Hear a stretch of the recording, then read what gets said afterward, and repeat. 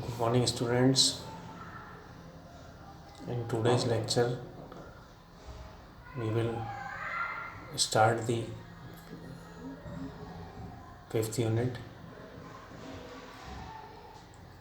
Also, we have covered some topics of fifth unit in last two lectures. So, I will take a quick review of last lectures, then move to today's lecture. In this unit, we are discussing about the planning of buildings, construction of walls, provision of column reinforcement, construction of beams and columns, base solution, and repair techniques. Then we have studied the introduction of earthquake, then the structure of earth, then the what are the measures required to construct a earthquake resistant building, different codes used for earthquake resistant buildings, earthquake zones in India, zone 2, 3, 4 and 5. This is the map. Then the effects of earthquake forces on buildings, various effects we have discussed earlier. Then how a building can be planned. First one is lightness, then the symmetry of the building, then the simplicity and regularity, then size of the building. These are the main points on basis we can construct a earthquake resistant building. These are the some regular and irregular shapes. Then in today's lecture we will discuss what are the measures taken to improve the strength of walls or masonry walls. So for that, horizontal reinforcements are provided. These reinforcements are provided at different levels, such as at lintel level called lintel band, at plinth level called plinth band, at roof level called roof band, and at gable level and gable band. Double bars are also provided. Vertical reinforcement are provided for the improvement. The horizontal bars, bands or rings, the lintel band. It is provided at lintel levels in all load bearing and all cross walls. It must be provided in all story of buildings. Lintel band ties all the walls together and resist out of plane bending of the wall. Improve stability of walls during severe earthquake. Lintel band is provided at the lintel level. It is just like a beam. एक beam के जैसे ही है, उसकी thickness कम होगी, इसमें reinforcement होगा तो ये वॉल को कसाव भी दे रहा है और वॉल कॉलम टू कॉलम हमें और बीम मिल रहे हैं. जैसे कि हमें टॉप पे बीम होते ही है, बीच में भी हमको एक बीम मिल रहा है, जैसे कि प्लिंथ बैंड. तो ये बैंड हम कहाँ प्रोवाइड करते हैं? This band should be provided where the soil is soft और uneven in an hilly area. It helps in reducing the differential settlement of building as well as serves as dam proof course.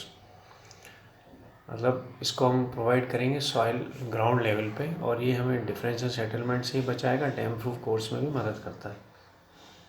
This one is provided at plinth level of walls की plinth level पे provide करते हैं on the top of the foundation wall. Its section is same as lintel band. इसका section भी हम lintel band के बराबर रख सकते हैं. इसी के ऊपर फिर हम वॉल्स वगैरह रेस्ट करते हैं. तो प्लिंथ से भी हमने टाई कर दिया स्ट्रक्चर को, लिंटेल लेवल से भी टाई कर दिया. Then roof band. Roof band is provided immediately below the roofs और फ्लोर्स. जो रूफ और फ्लोर है उसके जस्ट नीचे इसको प्रोवाइड किया जाएगा. It improve the resistance against diaphragm failure. ये हमें डायफ्राम फेलियर से बचाता है. यदि तीनों बैंड हमने प्रोवाइड कर दी, लिंटेल बैंड, प्लिंथ बैंड और रूफ बैंड, तो हमारी जो वॉल है वो 3 लेवल पे आपस में जुड़ गई है. तो वो बीम्स कॉलम्स से जुड़ गए हैं. तो इस तरीके से मान लो 3 मीटर की वॉल है, तो वो उस पर अर्थक्वेक आता है तो वो ब्रिक्स में क्रैक्स आ सकते हैं, गिर सकती हैं. और जब वो 3 जगह हर 1-1 मीटर के बाद वो जुड़ी हुई है तो वो बैंड नहीं हो सकती.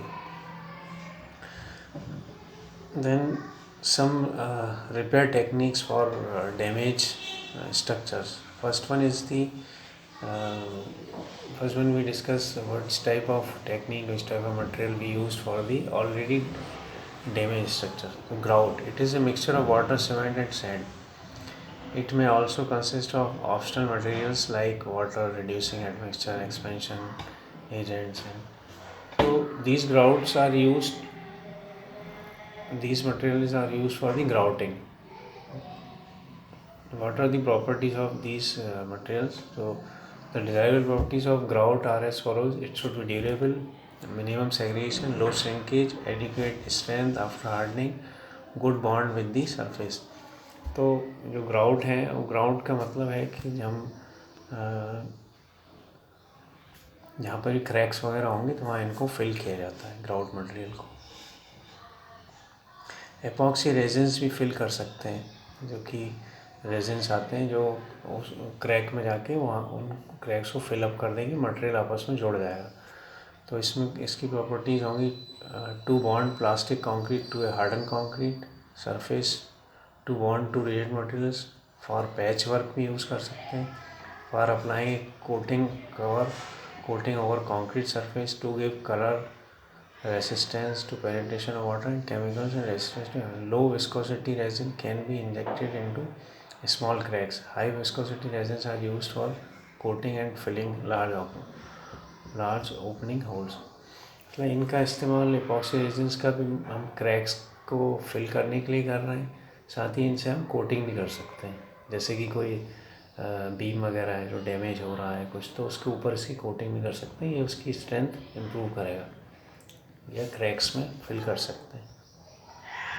एपॉक्सी मोटार जो कि हम जानते हैं जो मसाला है सीमेंट, सैंड और पानी का जो मिक्सचर है उसको हम एपॉक्सी मोटार कह रहे हैं। उसमें हमने रेसिन और मिला दिए तो इसीलिए इसको हम एपॉक्सी मोटार कह रहे हैं।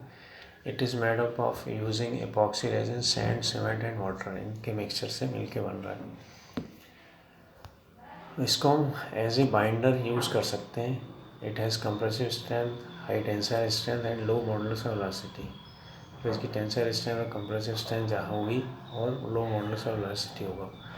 Polymer particles join and form chain link reinforcement, increase the tensile strength of mortar, there is greater plasticity and reduction in shrinkage strength। तो ये सब इसकी प्रॉपर्टीज़ हैं। इनका काम वही है कि जो डैमेज स्ट्रक्चर है उसको उसके ऊपर या तो कोटिंग की जाए या क्रैक्स को फिलअप किया जाए। फिर और जो मटेरियल हो सकते हैं वो क्विक सेटिंग सीमेंट मोटार, जैसे कि जो जल्दी से सेट हो जाएं। इसमें हम एपॉक्सी रेसिन भी हो सकते हैं, पॉलीफर मॉडिफाइड भी हो सकते हैं, सीमेंट मॉडिफाइड भी हो सकते हैं, अनकम्बाइंड मॉडिफाइड भी हो सकते हैं। तो ये सब मटेरियल्स हैं जो कि हम यूज़ कर रहे हैं अर्थक्वेक से जो डैमेज बिल्डिंग है उनको इम्प्रूवमेंट के लिए, उनकी स्ट्रेंथ बढ़ाने के लिए।